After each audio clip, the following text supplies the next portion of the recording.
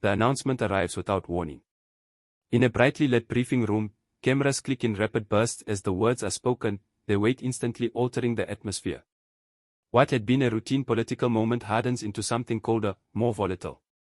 Within minutes, silence drains from government buildings, replaced by hurried footsteps and clipped conversations.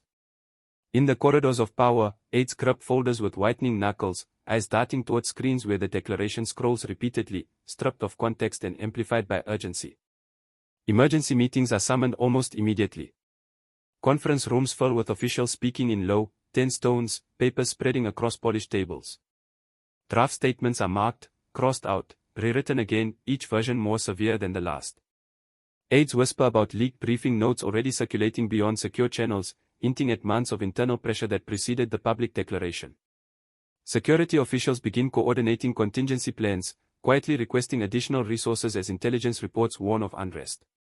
Outside the capital, the shock travels faster than explanation.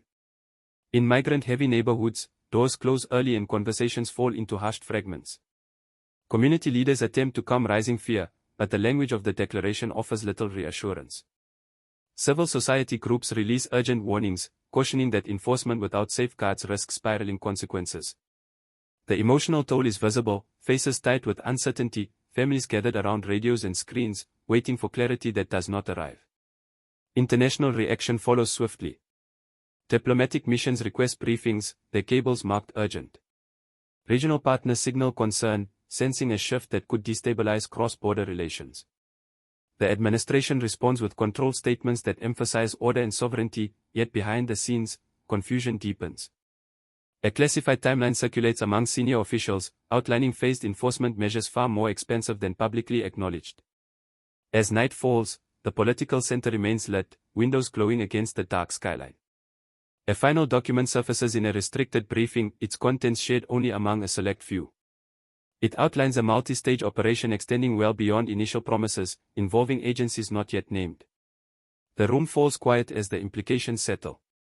The declaration was not an endpoint, it was an opening move.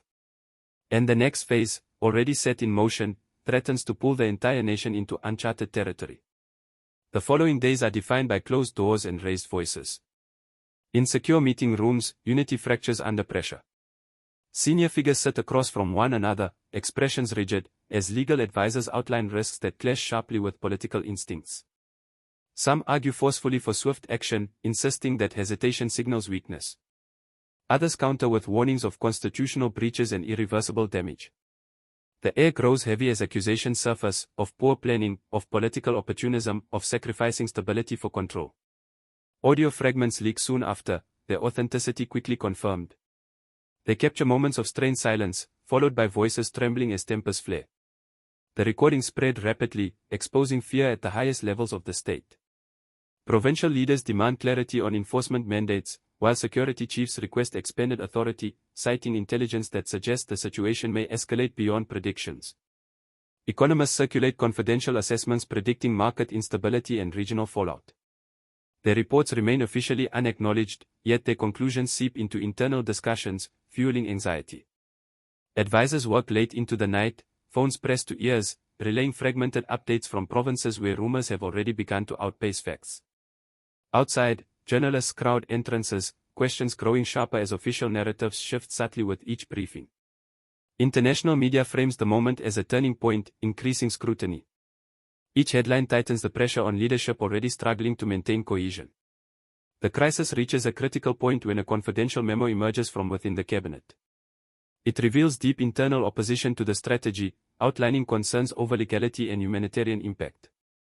Several ministers are named as dissenters, yet the document also notes their reluctance to speak publicly, citing fear of political retaliation. The memo's final line underscores the dilemma: dissent may protect principles, but silence protects survival. As the document spreads, one question looms unanswered: how long can opposition remain hidden before it explodes into the open? The consequences of policy shift from abstract debate to lived reality. Cameras capture shuttered storefronts and half-empty streets as enforcement signals ripple outward. In transport hubs, families move hurriedly, belongings packed in silence. Fear settles into daily routines, altering them subtly at first, then dramatically. Advocacy groups document arrests and contested operations, releasing footage that contrasts sharply with official reassurances of orderly enforcement. Officials insist control is being restored, yet testimonies tell a more fractured story. Community leaders describe confusion, with directives changing overnight and enforcement uneven across regions. Internal logs obtained by investigators reveal discrepancies between reported actions and recorded operations, raising questions about oversight and accountability. Social cohesion begins to strain visibly. Accusations circulate online and in public forums, pitting neighbor against neighbor. Civil society groups warn of escalating tension, urging restraint as emotions sharpen. Regional governments voice alarm, warning that instability could spill across borders. Diplomatic channels grow crowded with urgent exchanges. A leaked international briefing heightens the stakes. It outlines potential diplomatic consequences should enforcement continue unchecked, including trade implications and strained regional cooperation. The document circulates quietly at first, then breaks into public view, prompting hurried responses from officials who had previously downplayed external concern. As pressure mounts, the administration faces growing isolation. The human cost becomes impossible to ignore, yet reversing course risks appearing weak.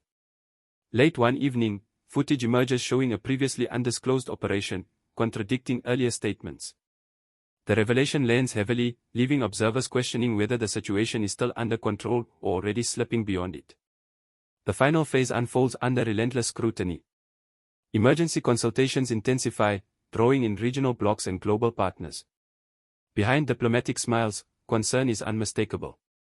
Analysts brief leadership on worst-case scenarios, warning that enforcement without consensus could fracture institutions already under strain. Supporters argue the opposite, that authority must be asserted decisively, regardless of criticism. Internal polling data leaks amid the turmoil, revealing declining trust and rising fear across demographics. The numbers circulate quietly at first, then become impossible to contain. Advisors debate their significance, some urging recalibration, others dismissing them as temporary turbulence. The moral strain on the political system becomes visible. Legal experts clash with security strategists, human rights considerations weighed against promises of control. Late-night meetings stretch into early mornings, exhaustion etched on faces as options narrow. In one final closed-door session, a last-minute policy adjustment is discussed in secrecy, its details withheld even from senior ranks. As dawn approaches, uncertainty hangs heavy. Official statements grow more cautious, their language softened yet unresolved. The nation waits, suspended between reassurance and fear. The question remains unanswered, echoing through corridors of power and city streets alike. Has control truly been reclaimed, or has the declaration unleashed a crisis that can no longer be contained?